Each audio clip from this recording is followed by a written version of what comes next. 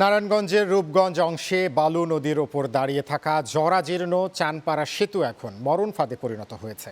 প্রায় ৩৫ বছর আগে নির্মিত এই সেতুটি যে কোনো সময় ধসে পড়ার শঙ্কায় সাধারণ মানুষ। এরপরও প্রতিদিন লাখো মানুষ জীবনের ঝুঁকি নিয়ে সেতুটি দিয়ে পারাপার হচ্ছেন। শাওন গাজীর তথ্য ছবিতে রিপোর্ট।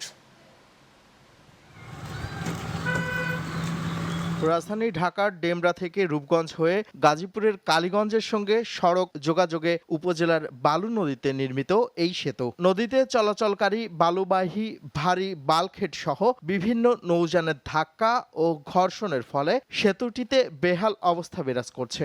সেতুর 4টি পিলার, বিম ও রেলিং এর বিভিন্ন অংশের পলেস্টারা খসে বের হয়ে আছে রড। এতে অনেকটা কঙ্কালসার রূপ ধারণ করেছে সেতুটি। দীর্ঘদিন ধরে সংস্কার না হওয়া ও অযত্ন অবহেলায় যান চলাচলের অনুপযোগী হয়ে পড়েছে। তারপরও ঝুঁকি নিয়েই যানবাহন চলাচল করছে।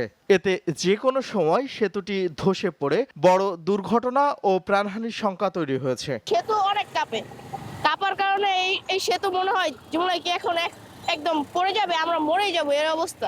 আমরা যখন এই ব্রিজে উঠি তখন আমার কলিজারা দুব দুব করে কোন জানি ভাঙ্গা পড়ে। নিচে টলার যাইতে যাইতে ব্রিজ এভাবে ভাঙছে, এখন শুধু সিমেন্ট বালিটা লেপ দেয়। প্রশাসন বলছে বিষয়টি সড়ক ও সেতু মন্ত্রণালয়ে অবহিত করা হয়েছে। এখানে একটি নতুন সেতু নির্মাণের জন্য প্রক্রিয়া চলমান রয়েছে। জেলার মিটিংয়ে উপস্থাপন করেছি। আমরা আশা করছি খুব দ্রুততার সাথে আমরা এটা আশা করছি যে নেক্সট বাজেটে এই ব্রিজটি অনুমোদন দেয়া হবে।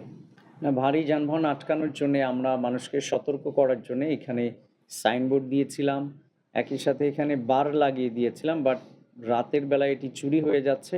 1991 সালে এলজিইডির অর্থায়নে প্রায় 1,10,00,000 টাকা ব্যয়ে সেতুটি নির্মাণ করা হয়। সেতুটির দৈর্ঘ্য 110 ফুট ও প্রস্থ 12 ফুট। Channel 9 news desk.